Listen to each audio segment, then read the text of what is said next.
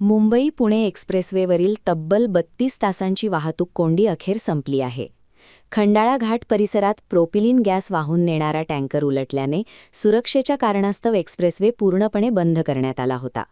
या घटनेमुळे मुंबई पुणे प्रवास करणाऱ्या हजारो वाहनचालकांना मोठ्या अडचणींचा सामना करावा लागला. कल शाम को 5 बजे एक प्रोपिलिन करके केमिकल है, ये हाईली इन्फ्लेमेबल है, ज्वलंत है, ज्वलनशील है। तो इसका एक जो टैंकर जा रहा था वो पलटी हो गया। तो जैसे एक्सीडेंट होती है उसने पलटी कर दिया, तो वो पूरे रोड पे वो आ गया था, रोड पे ही था।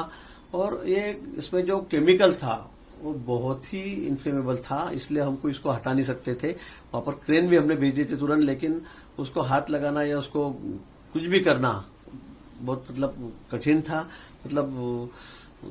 कुछ भी थोड़ा भी अगर उसकी चिंगारी होती है वहां पे उठाते समय या कुछ भी होता है, अगर वो ब्लास्ट होता है तो बहुत बड़ा नुकसान होता है, क्योंकि सब तरफ से गाड़ियां थी वहां पे आसपास में, इधर से उधर से आने वाली जाने वाली।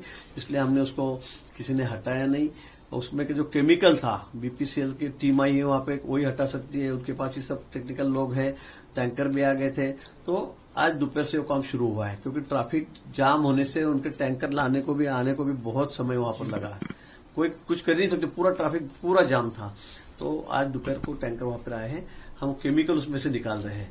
केमिकल निकल जाएगा अभी मुझे लगता है और 4 घंटा, क्योंकि हम लोग प्रशासन के तो संपर्क में है, कलेक्टर वहां पे है, एसपी वहां पे, पुलिस यंत्रणा, सभी लोग, एनडीआरएफ की टीम है, क्यूआरटी की टीम है, सब लोग वहां पर है। तो और 4 घंटे वो केमिकल निकालने के लिए लगेंगे। उसके बाद में टैंकर बाद में हटाया जाएगा।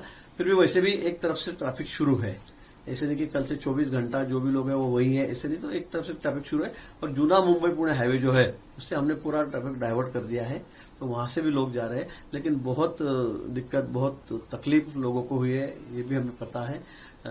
आज मैंने सुबह से कलेक्टर से, पुलिस प्रशासन से कहा था कि भाई लोगों के लिए पानी की व्यवस्था, बिस्किट की व्यवस्था दोपहर से भी हमने उनको कहा था, वो भी करने के लिए हमने कहा है। लेकिन ट्रैफिक जाम होने के कारण मैंने भी बहुत कोशिश की, लेकिन हम जा ही नहीं सकते वहां तक। बहुत कोई जाने के लिए कोई जगह नहीं वहां तक पहुंचने के लिए। ये तो मैंने भी कहा था मैं वहां पर आता हूं, लेकिन जा ही नहीं पाऊंगा, तो इसलिए मैं जा नहीं पाया। लेकिन यहाँ से हमारा पूरा ध्यान, माननीय मुख्यमंत्री जी ने भी मुझे सूचना दी, आप खुद जाकर देखो, उन्होंने भी कहा है।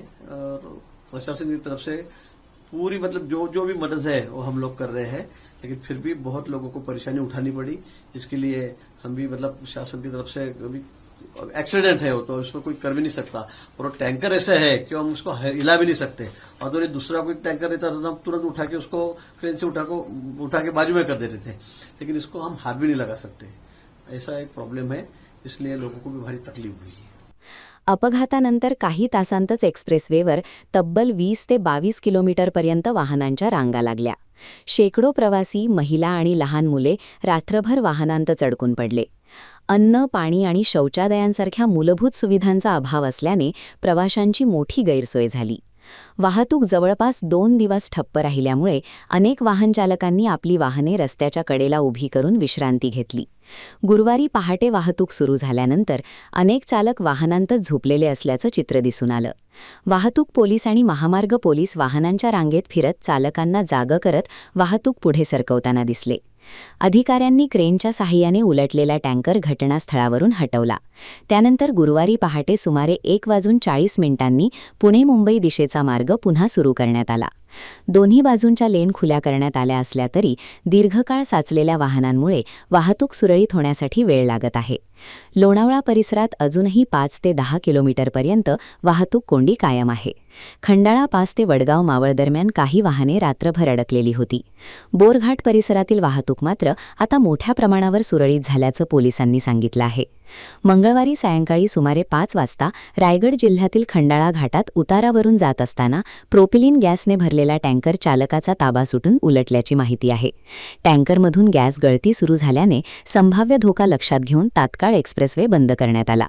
घटनास्थळी एनडीआरएफ, एसडीआरएफ, बीपीसीएल, एमएसआरडीसी आणि महामार्ग पोलीस यांची पथके तात्काळ दाखल झाली. सुरक्षिततेच्या दृष्टीने गॅसचे हस्तांतरण करण्यात आले आणि कोणताही मोठा अपघात होऊ नये यासाठी विशेष काळजी घेण्यात आली. जवळपास 2 दिवस वाहनांत अडकलेल्या प्रवाशांना अखेर दिलासा मिळाला आहे. मात्र संपूर्ण वाहतूक पूर्ववत होण्यासाठी आणखी काही तास लागणार असल्याचं अधिकाऱ्यांनी स्पष्ट केलं आहे. प्रशासनाकडून वाहतूक नियंत्रणाचं काम युद्धसपाटीवर सुरू असून प्रवाशांनी संयम राखण्याचं आवाहन करण्यात आलं आहे.